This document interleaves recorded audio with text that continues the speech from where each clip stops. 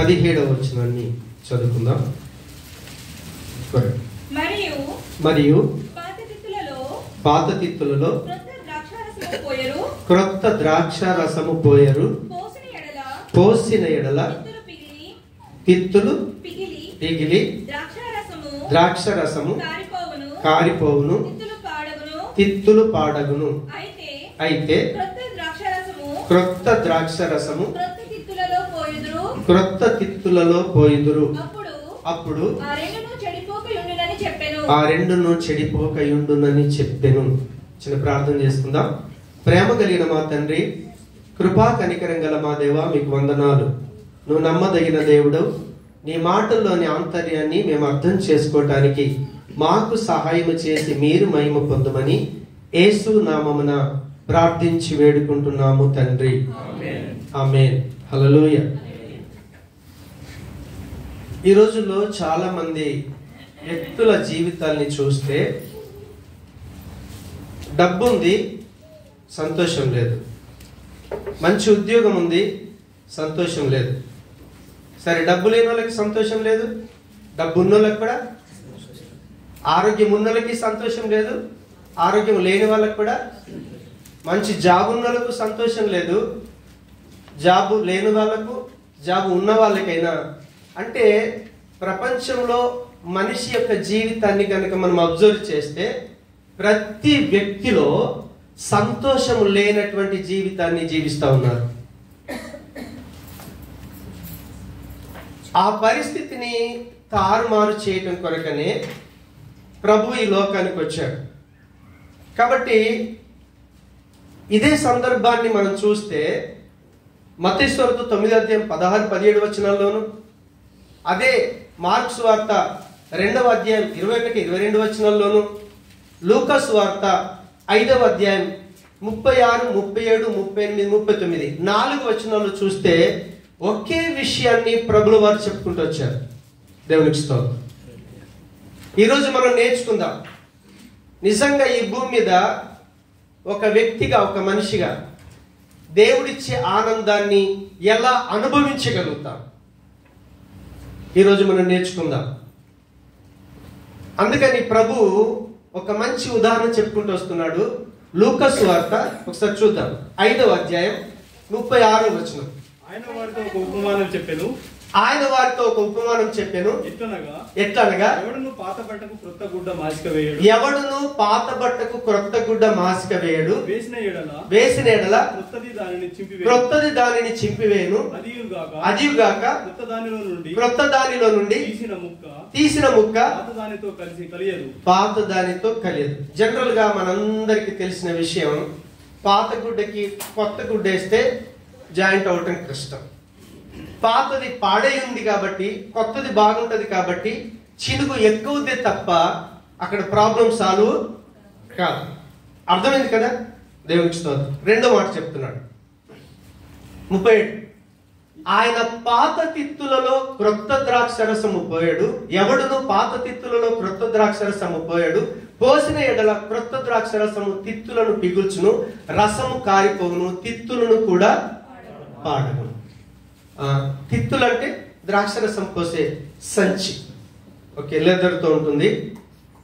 ఆ తిత్తులలో ఎవడును పాత తిత్తులలో క్రొత్త ద్రాక్షరసము పోయాడు, పోసిన ఎడల క్రొత్త ద్రాక్షరసము తిత్తులను పిగుల్చును, రసము కూడా కారిపోవును, తిత్తులు కూడా, రసము ఉండదు, తిత్తి కూడా ఉండదు. 38. హల్లెలూయా. అసలు సత్యం ఏంటిదంటే క్రొత్త ద్రాక్షరసం క్రొత్త తిత్తులలోనే పోయాలి. క్రొత్త ద్రాక్షరసం క్రొత్త తిత్తుల్లో కనుక పోస్తే ఏం జరుగుద్ది అని అంటే, ఇందాక మనం ఫస్ట్ చూసాం కదా, మత్తయి సువార్త 9వ అధ్యాయం 17 వచనం జవాబు చెప్తా ఉన్నాడు. ఏంటిదంటే అవి రెండును అప్పుడు ఆ రెండును చెడిపోక ఉండునని చెప్పెను. దేవునికి స్తోత్రం. తిత్తి బాగుండాలి, రసం కూడా ఉండాలి. హల్లెలూయా. పాత దాంతో కొత్తది కోసినా కుదరదు, పాత బట్టకి కొత్త బట్ట మాసిక వేసినా కుదరదు. కుదరాలంటే తిత్తి కొత్తగా ఉండాలి, రసం కూడా కొత్తదే ఉండాలి. దేవునికి స్తోత్రం. ఆ కార్యం చేయటం కొరకని యేసు ప్రభుల వారు ఈ భూమి మీదికి వచ్చాడు. ఏం కార్యం అంటే కొత్త తిత్తి, క్రొత్త ద్రాక్షరసం. ప్రభు అయినటువంటి యేసు క్రీస్తుల వారు పాడైపోయినటువంటి ఈ మానవులకి నీతి న్యాయం అనే కొత్త తిత్తిని, కొత్త వస్త్రాన్ని ఇచ్చి ఆనందం అనే క్రొత్త ద్రాక్షరసాన్ని నింపటం కొరకే ప్రభు అయినటువంటి యేసు క్రీస్తుల వారు ఈ భూమి మీదకి వచ్చాడు. అయితే ఆయన ఈ ప్రాసెస్ చేసేటప్పుడు, ఈ క్రొత్త పని చేసేటప్పుడు 39వ వచనంలో ఏమంటున్నాడు అంటే 5వ అధ్యాయం, లూకాసు 5వ అధ్యాయం, పాత ద్రాక్షరసము త్రాగి వెంటనే క్రొత్త దానిని కోరువాడెవడునూ లేడు, పాతదే మంచిదని చెప్పును. దేవునికి స్తోత్రం. మీకు అర్థమైందా? ఎవడును పాత ద్రాక్షరసము త్రాగి వెంటనే క్రొత్త ద్రాక్షరసము కోరువాడెవడును లేడు.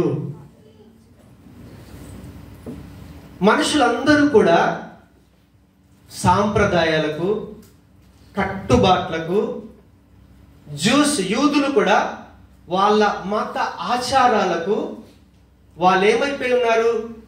ఎడిక్ట్ అయిపోయి ఉన్నారు, బానిసైపోయి ఉన్నారు. క్రొత్త తీసుకొచ్చి చెప్తే ఎవడైనా అంగీకరిస్తాడా? ఎవడు అంగీకరించడు? యేసు ప్రభుల వారు మనని కొత్తదిగా చేసి క్రొత్త ద్రాక్షరసం నింపాలని ఆయన ఆ కార్యం చేయటం కొరకే ఆయన ఈ లోకానికి వచ్చాడు. ఏంటి ఆ క్రొత్త ద్రాక్షరసం? మనుషులకి పాప క్షమాపణ కావాలి. ఏం కావాలి? పాప క్షమాపణ కావాలి. ఇంకేం కావాలి? నీతి న్యాయాలు కావాలి. మనలో అనీతి పరులం, మనం న్యాయంగా జీవించలేం, బ్రతకలేం. అవునా? ఇంకేం కావాలి? మనం చేసిన తప్పులకు రావాల్సిన శిక్ష నుంచి మనం తప్పించబడాలి. అంటే మనుషులకి ఇప్పుడు ఏం కావాలి?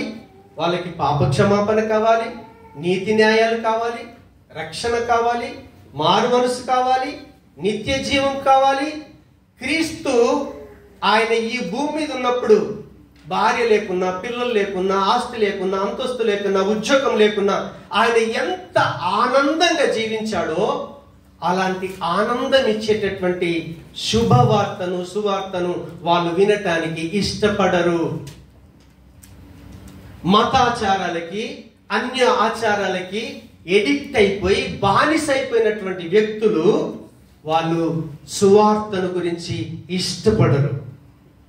వాళ్ళకు ప్రాస్పరిటీ గాస్పెల్ కావాలి, ఆశీర్వాదం ఇచ్చే సువార్తనే కావాలి. కానీ మారు మనసు గురించి, పాప క్షమాపణ గురించి, నిత్య జీవం గురించి, రక్షణ గురించి, దేవుడు అనుభవిస్తున్న ఆ శాశ్వతమైనటువంటి ఆనందాన్ని అనుభవించుటకు మనకు యోగ్యతనిచ్చేటటువంటి సువార్తను వినటానికి అలాంటి వ్యక్తులు ఇష్టపడరు. అందుకే ఆయన అంటున్నాడు, పాత ద్రాక్షరసాన్ని తాగిన వాడు వెంటనే క్రొత్త ద్రాక్షరసాన్ని మంచిదని వాడు చెప్పలేడు. కానీ యేసు ప్రభుల వారు ఈ లోకానికి వచ్చి పాత సంచులు అంటే పాడైపోయి మతాలకి, ఆచారాలకి, పాపానికి బానిసై పాడైపోయినటువంటి, చితికిపోయే స్థితిలో ఉన్నటువంటి ఈ పాత తిత్తులను క్రొత్తగా చేసి నీతి వస్త్రం ఇచ్చి, న్యాయ వస్త్రం ఇచ్చి మనల్ని కొత్తదిగా చేసి క్రీస్తు ఏ ఆనందైతే అనుభవించాడో అదే ఆనంద సంతోషాన్ని మనం అనుభవించాలని మన కొరకు ప్రభు ఈ లోకానికి వచ్చాడు. నిజంగా ఈ భూమి మీద ఆ రీతిగా మనిషిగా ఉండి దేవుడిచ్చినటువంటి ఆనందాన్ని అనుభవించినటువంటి వ్యక్తులు బైబిల్లో చాలా మంది ఉన్నారు. అందులో నుంచి ఒక వ్యక్తి జీవితాన్ని మనం ధ్యానిద్దాం. కీర్తనల గ్రంథం 4వ అధ్యాయంలోకి వెళ్ళి, కీర్తన 4వ అధ్యాయం 1వ వచనం చూస్తే 1 నుంచి 8 వచనాల్లో దావీదు అక్కడ 4 విధానాలను అనుసరించాడు ఆయన జీవితంలో. ఎన్ని విధానాలు? 4వ విధానం. 4 విధానాల్లో మొట్టమొదటి విధానం దావీదుది ఏంటి అని అంటే 1వ వచనం చెప్తున్నాడు, నా నీతికి ఆధారమగు దేవా, నేను మొర్ర పెట్టినప్పుడు నాకు ఉత్తరమిమ్ము, ఇరుకులో నాకు విశాలత కలుగజేయవాడవు నీవే, నన్ను కరుణించి నా ప్రార్థన అంగీకరించుము. సరే, అంటే ఆ మొదటి వచనం మనకి ఏం నేర్పిస్తుంది అంటే దావీదుకు దేవుడితో మాట్లాడే అనుభవం ఉంది. దేవుడికి దావీదునకు రోజు మాట్లాడుకునేటటువంటి అనుబంధాన్ని ఆయన కలిగి ఉన్నాడు. ఆయన ఏం చెప్తున్నాడంటే, నా నీతికి ఆధారమగు దేవా అంటే స్వయంగా ఆయన ఏం ఒప్పుకుంటున్నాడంటే, నేనంత మంచోన్ని కాదు, నేను నీతిమంతుని కాదు, ఈరోజు నేను నీతిమంతుడిగా ఎంచబడుతున్నానంటే దానికి ఆధారము నువ్వే. దేవుడు మనుషులను నీతిమంతులుగా తీరుస్తాడు. యేసు ప్రభుల వారు కూడా వచ్చింది కారణం ఏంటి అంటే, పాపులైన మానవులను నీతిమంతులుగా తీర్చడానికి వచ్చాడు. క్రైస్తవుడు అని చెప్పుకుంటున్నటువంటి నీవు నేను గనక నీ దేవుడితో రోజు మాట్లాడే అనుభవం ఉందా? డైలీ నువ్వు ప్రార్థన చేయగలుగుతా ఉన్నావా? హల్లెలూయా. ఫస్ట్ పాయింట్, నా నీతికి ఆధారమగు దేవా, నేను మొర్ర పెట్టినప్పుడు నాకు ఉత్తరము ఇమ్ము, ఇరుకులో నాకు విశాలత కలగజేసిన వాడవు నీవే, నన్ను కరుణించి నా ప్రార్థనను అంగీకరించుము. ఎన్నోసార్లు ఇరుకులు వచ్చాయి, ఇబ్బందులు వచ్చాయి, కానీ వాటన్నిటి నుంచి దూరం చేసింది నువ్వే. కాబట్టి ఖచ్చితంగా నా ప్రార్థనకు జవాబు ఇవ్వమని దావీదు దేవుణ్ణి వేడుకుంటా ఉన్నాడు. అంటే దేవుడితో మాట్లాడే అనుభవం దావీదులో ఉంది. క్రైస్తవుడిగా దేవుడితో మాట్లాడే అనుభవం నీకుందా? రెండో పని ఏం చేస్తున్నాడో తెలుసా? 2వ వచనం నుంచి 2 నుంచి 5 వచనాలు మనం గమనిస్తే ఆయన దేవుడితోనే మాట్లాడటం కాదు, మనుషులతోని మాట్లాడే అనుభవం కూడా ఉంది. ఎవరితోని? మనుషులతోని.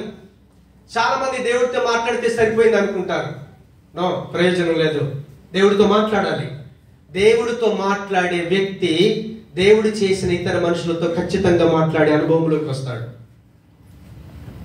దావీదులో ఉన్నటువంటి ఆ అనుభవం, ఆయన జీవించిన విధానం, అనుసరించిన విధానం చూడండి.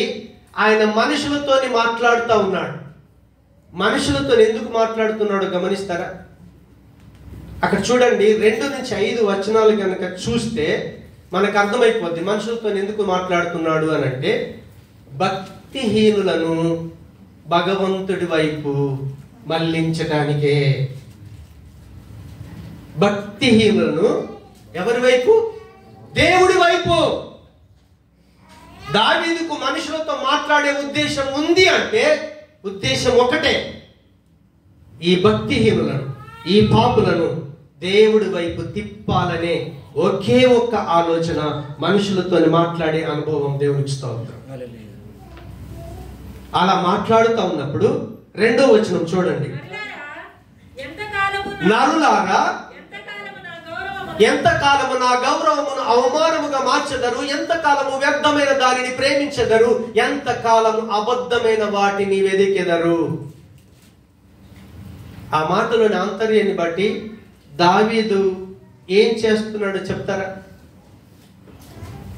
మనుషుల యొక్క పొరపాట్లను ఎత్తి చూపిస్తున్నాడు. పాపమున్న వ్యక్తి దేన్ని ఇష్టపడతాడు? దేవుణ్ణి సంతోషపరిచే జీవితాన్ని ఇష్టపడతాడా? పనికొచ్చేదాన్ని ఇష్టపడతాడా? పాపములున్న వ్యక్తికి అసలు జీవితం మీద ఒక గురి అంటూ ఉండదు.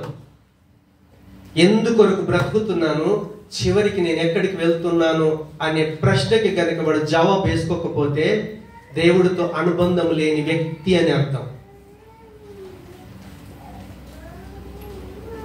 హల్లెలూయా.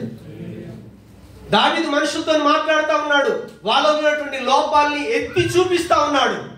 మీరు ఎంతకాలము నా గౌరవమును అవమానముగా మార్చెదరు. చూడండి, మీరు ఎంతమంది మీకు పిల్లలు ఉన్నారో నాకు తెలియదు, మీకు ఎంతమందికి ఇంకా తల్లిదండ్రులు ఉన్నారో నాకు తెలియదు. మీ బ్రతుకులు, నా బ్రతుకు, మన బ్రతుకు, మన తల్లిదండ్రులకు లోకములో ఉన్న వారు గౌరవం ఇచ్చేటట్టుగా మనం బ్రతుకుతున్నామా?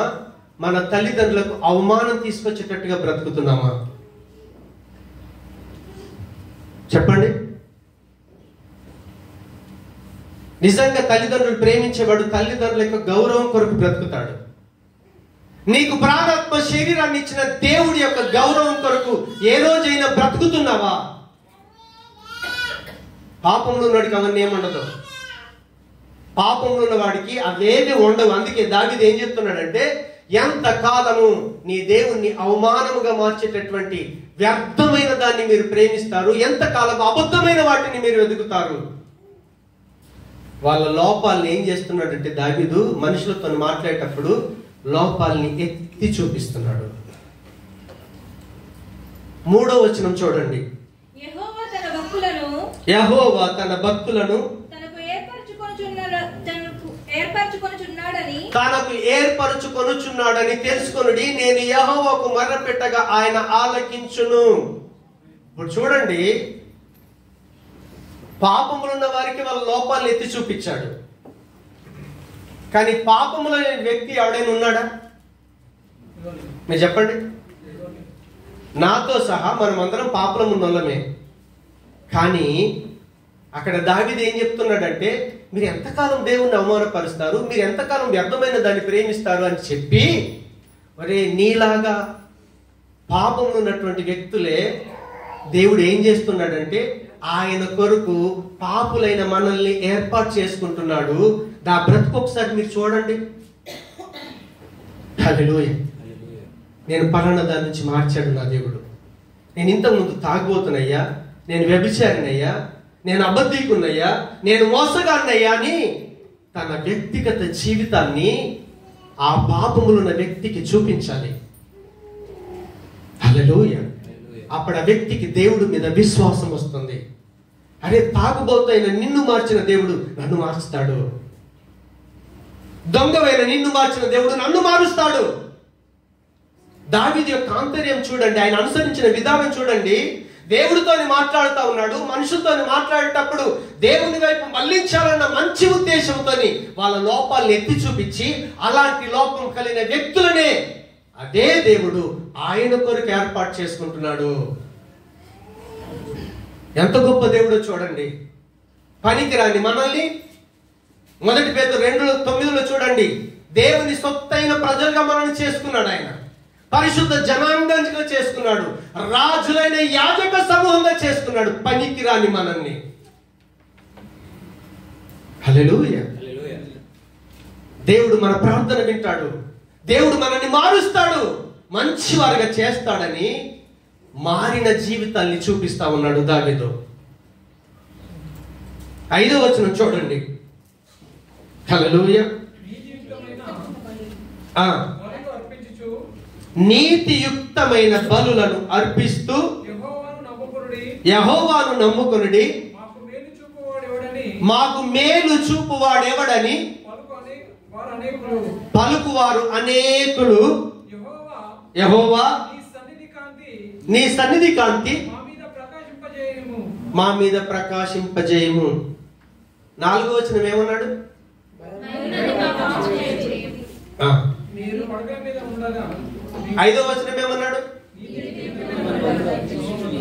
మీరు 4, 5 వచనాలను చూస్తే అక్కడ ఏమంటుందో తెలుసా? వాళ్ళను హెచ్చరిస్తున్నాడు.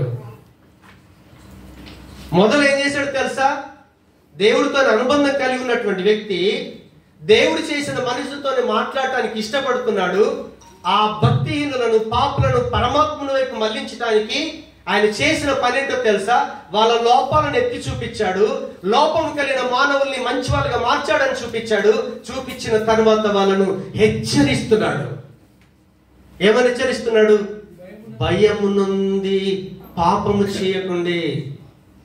మనుషుల జీవితాలు చూడండి, పాపం చేస్తారు కానీ భయం ఉండదు. పాపం చేశానన్న భయం లేకుండా ఈరోజు మనుషులు ఎంత నిర్భయంగా బ్రతుకుతున్నారో. కనీసం నేను తప్పు చేశానన్న ఫీలింగ్, తప్పు చేశానన్న బాధ వాళ్ళలో ఉండదంట. అటువంటి వాళ్ళని ఏం చేయాలంటే హెచ్చరించాలి. పాపం చేసేవాడిని హెచ్చరించకపోతే పాపం చేసే వాళ్ళు పెరిగిపోతారు. నిర్భయంగా పాపం చేస్తుంటారు, అసలు భయమే లేనటువంటి జీవితాన్ని జీవిస్తారు. దావీదు వాళ్ళను హెచ్చరిస్తా ఉన్నాడు. దేవునికి స్తోత్రం. దేవుడితో మాట్లాడే అనుభవం ఉంది, మనుషులతో మాట్లాడే అనుభవం ఉంది. దేవునికి స్తోత్రం. మూడోది ఏంటో తెలుసా? 4-5 వచనాల్ని మనం చూసాం కదా. ఆ మాటల్లోని ఆంతర్యాన్ని గనుక మనం చూస్తే, దేవునికి స్తోత్రం, 6వ వచనంలో మాకు మేలు చూపువాడెవడని పలుకువారు అనేకులు, యెహోవా నీ సన్నిధి కాంతి మా మీద ప్రకాశింపజేయుము. అంటే చూడండి, దావీదు అంత విశ్వాసం కలిగిన వాడే, దేవుడితో చక్కటి అనుబంధం కలిగిన వాడే. కానీ ఆయన చుట్టూన్న ప్రజలు ఎలాంటి వారో తెలుసా? అపనమ్మకస్తులు. హల్లెలూయా. దావీదు చుట్టూ ఎలాంటి మనుషులు ఉన్నారంటే నెగటివ్ థింగ్స్ చెప్పేవాళ్ళు అనమాట. తన చుట్టూ కూడా అపనమ్మకాన్ని, నిరాశను, ఏమైపోద్దో, మొదలే బాధలు ఉన్నారు. బాధలున్న వ్యక్తి దగ్గరికి మనం ఏం చేయాలి? బలహీనమైన వ్యక్తికి ఏం చేస్తారు? గ్లూకోజ్ పెడతారా? మరి మనం ఏం చేయాలి? మనం గ్లూకోజ్ పెట్టాలా లేకపోతే తీసేసి రావాలా? దావీదు చూడండి ఎంత నిరాశపరిచే వాళ్ళ చుట్టూన్నా చెప్తున్నాడు, మాకు మేలు చూపు వాడెవడని పలుకువారు అనేకులు.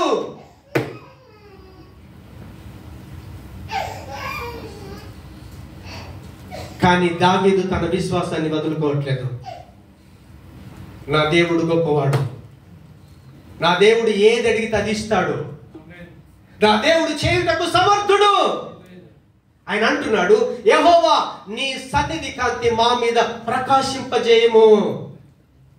దేవునికి స్తోత్రం.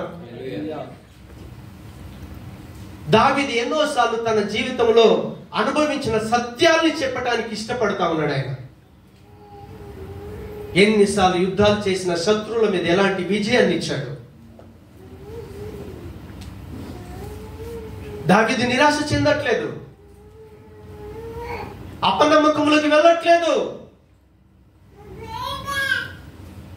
ఆ తర్వాత చూడండి, మనుషులతో మాట్లాడేటప్పుడు వాళ్ళ పాపస్థితిని గుర్తు చేశాడు, వాళ్ళని దేవుని వైపు మళ్లించడానికి మారిన పరిస్థితులు చూపించాడు, మారకపోతే హెచ్చరించాడు. హెచ్చరించిన తరువాత తన సాక్ష్యం పంచుకుంటున్నాడు. 7-8 వచనాలు చూడండి.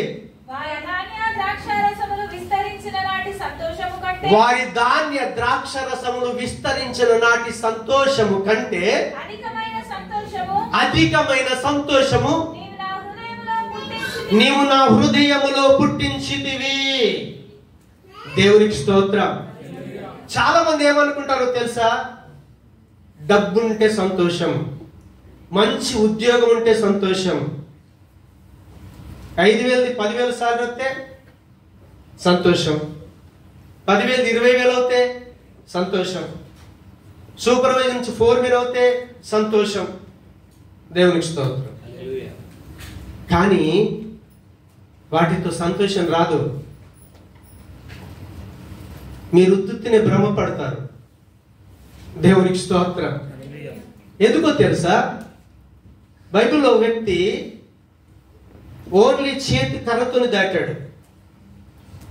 దాటి 9 భార్యలు. దేవునికి స్తోత్రం.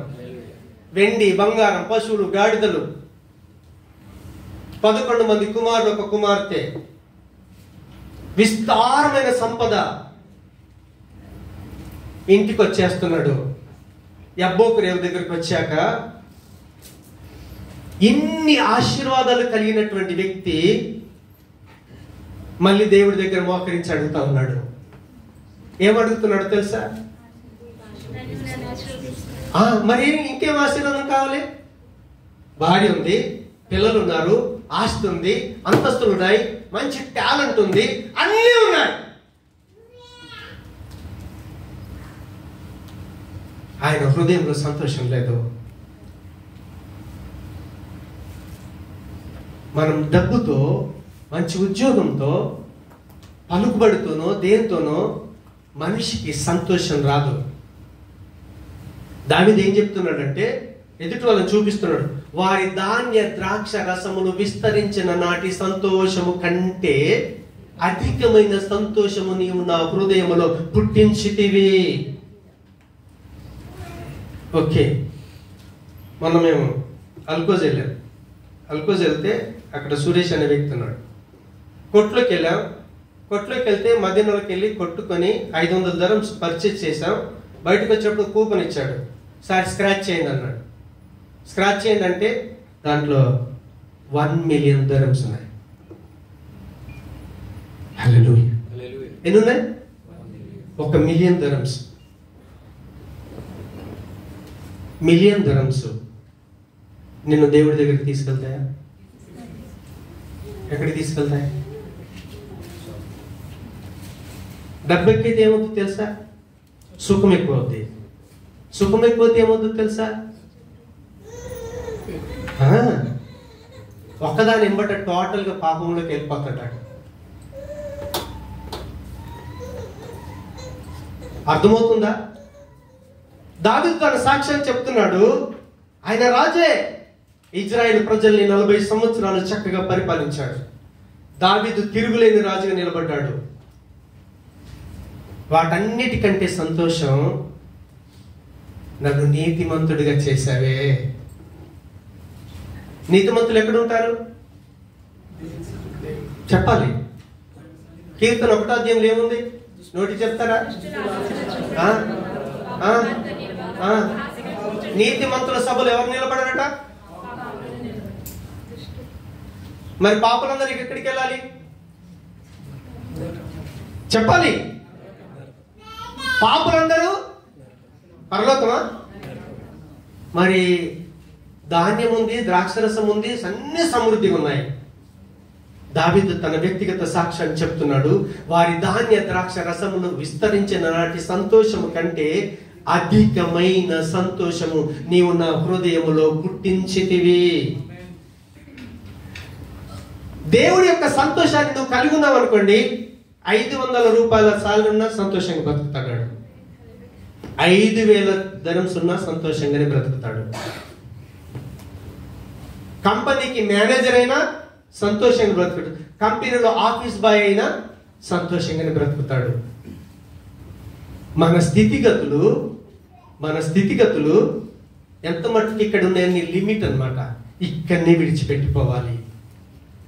కానీ ఎప్పుడైతే దేవుని నువ్వు కలిగి ఉంటావో, యేసుక్రీస్తు యొక్క సువార్తను విని ఆయన ఎందుకొరకు పుట్టాడో, ఎందుకొరకు చచ్చిపోయాడో, ఎందుకొరకు తిరిగి లేచాడో ఆ శుభవార్త కనుక విని నువ్వు నీతిమంతుడిగా తీర్చబడితే, నీకు తెలుసు ఒకరోజు నాకు పరలోకం ఉంది. వెండి బంగారాలు నిన్ను అక్కడికి తీసుకొని వెళ్ళలేవు. ధాన్య ద్రాక్ష రసాలు నిన్ను అక్కడికి తీసుకొని వెళ్ళలేవు. ఒకే ఒకటి, దేవుని యొక్క నీతి, దేవుని యొక్క న్యాయం, దేవుని యొక్క పవిత్రత, దేవుడు నీకు ఇచ్చినటువంటి రక్షణ, దేవుడు నీకు ఇచ్చిన మారు మనసు, దేవుడు నీకు ఇచ్చిన నిత్య జీవం ఏదైతే ఉందో అది నిన్ను ఒకరోజు శాశ్వతంగా దేవుడితో కలిసి జీవించే సన్నిధానంలోకి తీసుకొని వెళ్తుంది. అందుకే ఆయన అంటున్నాడు, నా హృదయంలో వాటికంటే ఎక్కువైన సంతోషాన్ని పుట్టించావు. 8వ వచనం చూడండి. యెహోవా నెమ్మదితో యెహోవా నెమ్మదితో పండుకొని నిద్రపోదును. నేను ఒంటరిగా నుండినను, నీవే నన్ను సురక్షితముగా నివసింపజేయుదువు. ఏ బాడీగార్డ్ అవసరం లేదు. హల్లెలూయా. నేను నెమ్మదితో పండుకొని నిద్రపోదును. కోట్లున్నాయి, నిద్ర లేదండి. పడుకుంటే నిద్ర రాని స్థితి. మీరు ఆలోచన చేయండి. ఆయన అంటున్నాడు, ఒంటరిగా నుండినను, నీవే నన్ను సురక్షితంగా నివసింపజేయుదువు. క్రీస్తును నమ్ముకున్నవాడు ఒంటరి వాడు కాదు. ప్రభు వాగ్దానం చేశాడు, ఇదిగో యుగ సమాప్తి వరకు నేను మీతో కూడా ఉన్నాను. మీరెవరో తెలుసా? నువ్వు ఆరాధన చేస్తున్న నీ దేవునికి ఆలయం అయిపోయావు. నీలో పరిశుద్ధాత్మ దేవుడు నివాసం చేస్తున్నాడు. నువ్వు ఒంటరి వాడవు కావు. నీతో నీ దేవుడే నివాసం చేస్తున్నాడు. ఆయననే నిన్ను రక్షిస్తాడు, నిన్ను కాపాడుతాడు. దావీదు అనుభవించినటువంటి అదే సంతోషాన్ని మనము అనుభవించాలి అంటే ఒక క్రైస్తవుడిగా ప్రార్థన జీవితాన్ని కలిగి ఉండు. ఒక క్రైస్తవుడిగా తోటి మనుషులతో మాట్లాడే ఉద్దేశం ఒకటే కావాలి, వాళ్ళని ప్రభు వైపు తిప్పటానికి. వారి లోపలను ఎత్తి చూపించు, మారిన నీ జీవితాన్ని చూపించు, తప్పుగా జీవిస్తే హెచ్చరించు. నీ జీవితంలో దేవుడు నీకు ఇచ్చినటువంటి జీవితాన్ని వాళ్ళకు సాక్షాత్కంగా పంచుకో. అప్పుడు మనము కూడా దావీదులాగా చెప్పగలుగుతాం. దావీదు అన్నాడు, ఆయన కీర్తన 30:11 ఏమంటాడు తెలుసా? ఒకసారి చూడండి. నా ప్రాణము మౌనముగా నుండక నిన్ను కీర్తించినట్లు నా అంగలార్పును నీవు నాట్యముగా మార్చి ఉన్నావు. మన దుఃఖాన్ని సైతం ఆనందంగా మార్చే దేవుడు మన దేవుడు. మన దుఃఖాన్ని ఆనందంగా మార్చే దేవుడు మన దేవుడు. ఆయన అంటున్నాడు, కింది వచనానికి వస్తే, నా గోనె పట్ట నీవు నా గోనె పట్ట విడిపించి సంతోష వస్త్రము నన్ను ధరింపజేసి ఉన్నావు. దేవా దేవా నిత్యము నిన్ను స్తుతించెదను. దేవుడు సంతోష వస్త్రం ఇచ్చాడు. దేవుని యొక్క ఆత్మను కలిగినటువంటి దావీదు ఏ రీతిగా అయితే దేవునితో మాట్లాడుతున్నాడో, పాపులైన మానవుని ప్రభు ఎత్తు తిప్పుతున్నాడో, ఒక క్రైస్తవుడిగా నిజంగా పరిశుద్ధాత్మ అనుభవంలోనికి గనక నువ్వు వస్తే నువ్వు చేసే పని ఏంటో తెలుసా? యెషయా గ్రంథం 61:1-2-3 దేవుని యొక్క వాక్యం సెలవిస్తా ఉంది. మానవుడిగా నివసిస్తున్నటువంటి యేసు ప్రభుల వారు ఎప్పుడైతే దేవుని యొక్క ఆత్మని కలిగి ఉన్నాడో ఆయన చెప్తా ఉన్నాడు. ఏమని చెప్తున్నాడో తెలుసా? ఏమంటున్నాడు? ప్రభు యొక్క ఆత్మ నా మీదికి వచ్చి ఉన్నది, బీదలకు సువర్తమానము ప్రకటించుటకు యెహోవా నన్ను అభిషేకించెను. ఒక క్రైస్తవుడు ఎప్పుడైతే పరిశుద్ధాత్మ అనుభవంలోకి వస్తాడో, దేవుని ఆత్మను గనుక కలిగి ఉంటే వాడు చెప్పే మొట్టమొదటి మాట ఏంటో తెలుసా? సువార్త ప్రకటించడానికి దేవుడు నన్ను అభిషేకించాడు. సువార్త ప్రకటించకుండా ఉండలేడు. ఇంకంటున్నాడు, నలిగిన హృదయాలను గలవారిని దృఢపరచుటకు, చెరలో ఉన్న వారిని విడుదలకు, బంధింపబడిన వారిని విముక్తి ప్రకటించుటకు దేవుడు నిన్ను ఏర్పాటు చేసుకున్నాడు. 2-3 వచనాలు కూడా మీరు చదవండి. ఎంత అద్భుతమైనటువంటి జీవితమో. అందుకే యేసు ప్రభుల వారు తనను వెంబడిస్తున్నటువంటి వాళ్లకు ఇచ్చిన వాగ్దానం ఏంటో తెలుసా? యోహాను సువార్త 16:20 ఒకసారి చూద్దాం. ఇప్పుడు మనుషులుగా ఈ భూమి మీద ఉన్నాం. మనం మన జీవితాన్ని పరీక్షిస్తే ఇప్పుడు మనకి ఎన్నో సమస్యలు ఉన్నాయి. మనం ఏడుస్తున్నాం, ప్రలాపిస్తున్నాం. లోకస్తులు సంతోషంగా జీవిస్తున్నారు, మనం బాధపడుతూ జీవిస్తున్నాం. మన కళ్ళ ముందే లోకస్తులు ఎంతో సంతోషంగా జీవిస్తున్నారు. అయితే అంటున్నాడు, మీరు దుఃఖింతురు గాని మీ దుఃఖము సంతోషమగునని మీతో నిశ్చయముగా చెప్పుచున్నాను. 100% మన దుఃఖాన్ని సంతోషంగా మార్చే దేవుడు మన దేవుడు. ఒక స్త్రీ తాను పురిటి నొప్పులు పడ్డప్పుడు, తాను ఎప్పుడైతే డెలివర్ అవుతుందో తన కళ్ళతో ఆ పాపను చూస్తుంది కదా. ఎప్పుడైతే తన కుమారుణ్ణో కుమార్తెను చూడగానే తాను పురిటి నొప్పులు పడిన బాధంతా మర్చిపోద్దట. అందుకే 22వ వచనంలో అంటాడు, యోహాను సువార్త 10:22 వచనం, అటువలే మీరు ఇప్పుడు దుఃఖపడుతున్నారు కానీ మిమ్మల్ని మరలా చూచెదను. యేసు ప్రభును చూడాలని ఎన్నో సమస్యలు అనుభవిస్తున్నాం, బాధలు అనుభవిస్తున్నాం, కానీ ఒకరోజు యేసు ప్రభుని కళ్ళారా చూస్తాం. అప్పుడు అంటున్నాడు, అప్పుడు మీ హృదయం సంతోషించును, మీ సంతోషం ఎవడును మీ యొద్ద నుండి తీసివేయడు, ఎవడు మీ యొద్ద నుంచి తీసివేయడు. అందుకే 24 అంటాడు, మీరు నన్ను అడగండి, మీ సంతోషము పరిపూర్ణమగునట్లుగా మీరు అడగండి, నేను ఇస్తాను, నేను ఇస్తాను, నేను ఇస్తాను. మన దేవుడు సంతోషం ఇచ్చే దేవుడే. కానీ ఒకటే, దేవుడితో మాట్లాడాలి. తోటి మనుషులతో మాట్లాడేటప్పుడు వాళ్ళతో ఒకటే ఒక ఉద్దేశం, వాళ్ళని ప్రభు వైపు నడిపించాలి. వాళ్ళ పాపాన్ని ఎత్తి చూపించి, మారిన నీ జీవితాన్ని చూపించి, వాళ్ళని హెచ్చరించి, దేవుడు నీ జీవితంలో చేసిన మేలులను సాక్షాత్కంగా ఏ రోజైతే పంచుకోగలుగుతావో, దావీదు అనుభవించిన సంతోషాన్ని పనికిరాని మనం కూడా అనుభవిస్తాం. పాడైపోయిన ఈ తిత్తులు క్రొత్త తిత్తులు అవుతాయి. దేవుడి సంతోషమైన ద్రాక్షరసం చేత నింపబడతాం, ఆనందంగా జీవిస్తాం. అలాంటి జీవితాన్ని దేవుడు మనందరికీ దయచేయునుగా.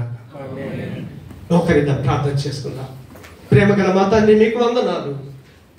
ఈరోజు మనుషుల్లో ఆనందం లేదు నాయన, కానీ పాడైపోయిన మమ్మల్ని, మా జీవితాల్ని క్రొత్త తిత్తులుగా మార్చి క్రొత్త ద్రాక్షరసాన్ని, అవును ప్రభా, మీరిచ్చే పాప క్షమాపణ, మీరిచ్చే నీతి న్యాయాలు, మీరిచ్చే రక్షణ, మారు మనసు, శాశ్వత జీవితం, ఆనందం ఇచ్చే శుభవార్తను ఇష్టపడటానికి మమ్మ హృదయాలు తెరిచి మమ్మల్ని నీతిమంతులుగా తీర్చారే. దావీదు తన వ్యక్తిగత జీవితాన్ని, తాను అనుసరించిన విధానాన్ని ఈరోజు మేము అనుసరించడానికి ప్రభా నీతో మాట్లాడే జీవితం, మనుషులతో మాట్లాడుతున్నప్పుడు వారి పొరపాట్లు చూపించి, మారిన మా జీవితాల్ని చూపించి, హెచ్చరించి, మా జీవితంలో మీరు చేసిన కార్యాలను సాక్ష్య రూపకంగా పంచడానికి దావీదు అనుసరించిన విధానాలను మార్పిచ్చి, దావీదు లాంటి సంతోషాన్ని మేము అనుభవించడానికి మమ్మల్ని బలపరిచి మీరు మహిమ పొందమని యేసు నామమున ప్రార్థిస్తున్నాము తండ్రి. ఆమేన్.